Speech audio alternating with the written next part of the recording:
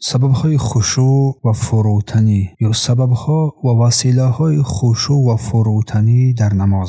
بسم الله والحمد لله والصلاة والسلام على رسول الله. اما بعد، اسباب و وسائل الخشوع فی الصلاة. سبب‌ها و وسیله‌های خشوع در نماز، فراغت و تمرکز قلبی در نماز. اولا الدعاء ان يرزقك الله الخشوع.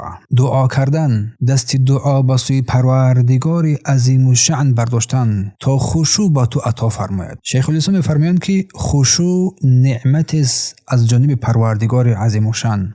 کسی که آن را بخواهد باید از درگاه او سبحانه و تعالی آن را طلب کند. و خشوع یک تحفه است. پس بازار و تولا با دستی بر دعا گفته یا الله قلبم را آرام بساز، بر قلبم آرامش بده. این سخن را باید بگوید.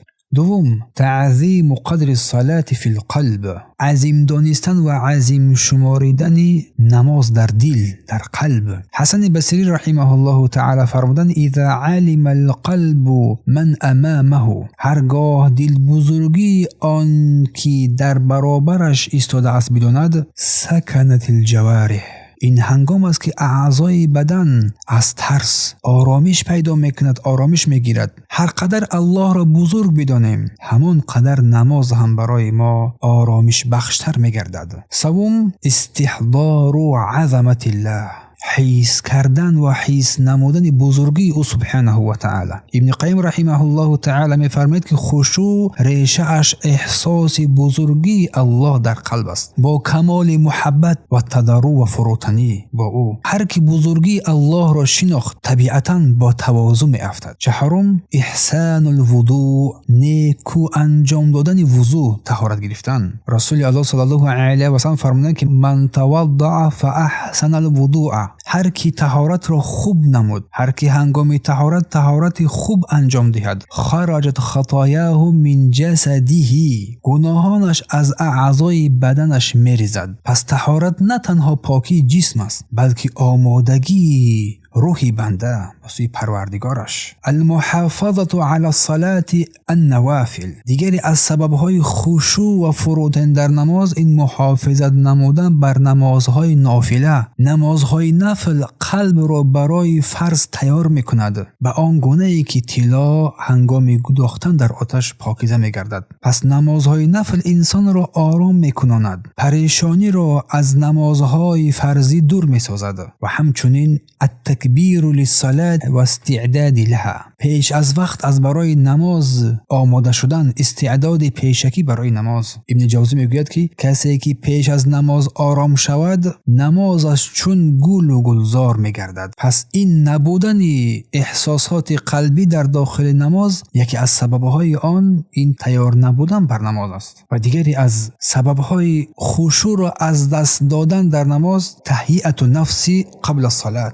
آرام کردن نفس پیش از نماز، برای نماز. ابن رجب می‌فرماید قلبی که در بیرون سرگردان است و نفس و جان و روحی که با عقل و هوش در بیرون سرگردان است در نماز از کجا آرامش پیدا می‌نماید؟ پس پیش از نماز یک نفس عمیق و نیتی پاک که حالا در برابر پروردگار و عظمت و جلالت قرار می‌گیرم دل را آرام بساز. مجاهدت و مشاغل القلب من الوساوس. جد و جهد کردن و دور کردن اندیشه‌ها و وسوسه‌ها از قلب. هرگاه وسوسه آمد آن را با یاد الله بشکن، چگونه که شب تیره با نور روشنایی دور می شود. و همچنین الاطمینان فی الحرکات والارکان.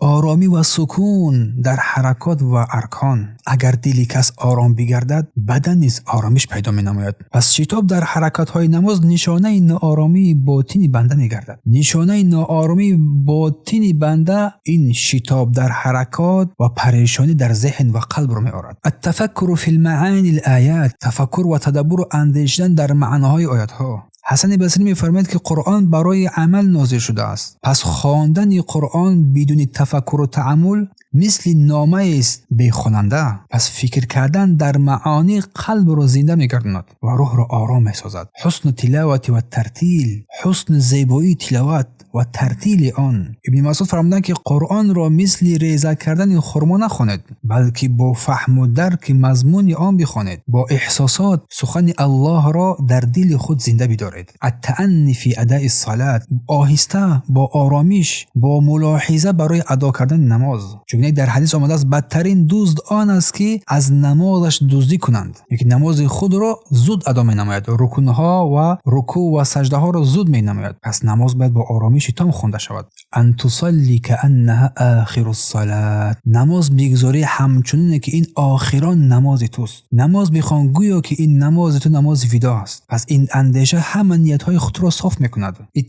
اتخاذ سترة فی الصلاة، همچنین استفاده ستره، پرده پیش خود گذاشتن، چوب پیش خود گذاشتن. پس این ستره یک رمز اخلاص را با دقت در قلب تو قرار می‌دهد، چون چشم بر اطرافیان پریشان نگردد. و التزام بزیادت الایمان، لازم گرفتن بر کثرت شدن ایمان بنده خود. به درستی که ایمان کم و زیاد می شود. خشوع از زیاد شدن ایمان و سبزیدن آن در روح بنده می گردد. ذکر و دعا و عمل نیک ریشه سبزیدن ایمان است و از افضل ترین ذکرها این لا اله الا الله است. و همچنین معرفت معانی الفاظ الصلاة، دانستن معنای کلمه هایی که در داخل نماز تو ذکر می نمایی. چون که ابن قیم فرمودند کسی که معنای نماز را نمیداند، معنای آن کلمات که در داخل نماز آنها را نمیفهمد، درک نمیکند، نمازش جسم دارد ولی روح ندارد. و همچنین تغییر دادن آیات ها و ذکرها در داخل نماز، یعنی به این معنی که سلف صالح رضی الله عنهم این عمل را توصیه میدادند، یعنی نماز را با آیه ها و ذکرهای گوناگون بخوانی، نه دائما یک چیزی را با تکرار خواندن. چون تغییر ذکرها با تفکر و تأمل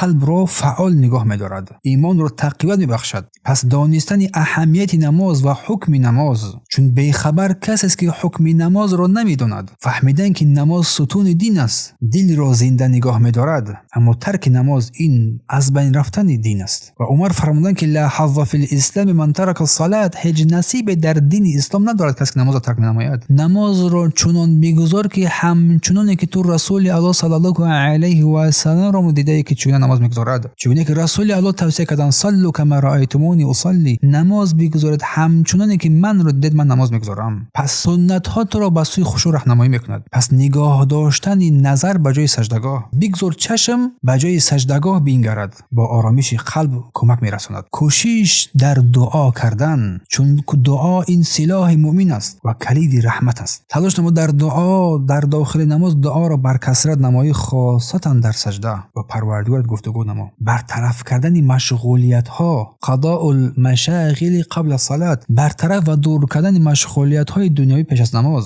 برای هم می‌فرمایند که کسی که نماز رو با فکر و مشغولیت های دنیایی بخواند، نماز رو برای الله نخوانده است، بلکه با فکرهای خود مشغول شده است. پیش از نماز آرامش رو به خود پیدا کن، از هر کار ذهنت رو دور بساز، خود رو جمع و گرد کن. و دوری از گناه، امام علی می‌فرماید و دوری بودن از گناه، بعد من المعاصی و الذنوب، دوری از گناهان و معصیت ها. امام مالک می‌فرماید که گناه قلب را تاریک می‌کند و تاریکی قلب خشوع را از بین میبرد. و ترک الحرکات زائده فی الصلاة، و دور کردن حرکت‌های زیادی در نماز. گذشتگان این امت سلف صالح فرمودند که هر قدر اعضای بدن آرام بگیرد، همان قدر قلب آرامش پیدا می‌نماید و حرکت‌های بیهوده و ناجایز خشوع را از بین میبرد. و انتخاب جای آرام برای نماز، چون خشوع در آرامش افزون می‌یابد، مثل شاخه در آرامی هوا میشکفد و می‌افزاید. و همچنین دیگری از نقطه‌ها پناه بردن از شیطان در حالت وسوسه ها. اگر شیطان تو را وسوسه کرد، پس به سوی الله پناه ببر. و همچنین آموختن عادت‌های سلف در نماز. سلف صالح در نماز مثل شخص بودند که در برابر شاه قرار می‌گیرند با احترام و محبت. پروردگارا رب اجعلنی مقیم الصلاة و من ذریتی ربنا تقبل دعا. ای پروردگار ما را از آنهای گردان که نماز را برپا داریم و از نسل و فرزندان ما ای پروردگار ما فرزندانی را بگردان که همیشه در عبادت تو باشند. پروردگار دعای ما را قبول نما. اللهم اینی اعوذ بک من قلب لا یخشع. پروردگار واسه تو پناه ببرم از قلبی که نمیترسد و من دعاء لا یسمع. پروردگار از آن دعایی که شنیده نمیشد واسه تو پناه میبرم و من نفس لا یشبع. پروردگار واسه تو پناه میبرم از آن نفسی که قناعت نمیکند و من علم لا ینفع و از آن علمی که منفعت نمیبخشد. اللهم اعینی علی ذکرک و شکرک و حسن عبادتک. پروردگارا ای الله و من کمک کن تا تو را یاد کنم، سپاس و ستایش تو نمایم و حسن عبادت در قلب‌های ما نصیب و روزی بگردان. ای الله قلبم را از نفاق پاک بگردان، عمل را از ریا دور بگردان، زبانم را از دروغ تازه بگردان و چشمم را از خیانت پاک بساز. پروردگارا تو میدانی، تو نگهبان هستی. پروردگار تو هر چشم خیانت را در سیر و آشکار میدانی. پروردگار قلبم را برای خود آرام میگردان، حضور قلب و خشوع را در نمازم نصیبم میگردان و ما را از پرهیزگاران بگردان و از هر فتنه دور و عافیت ده.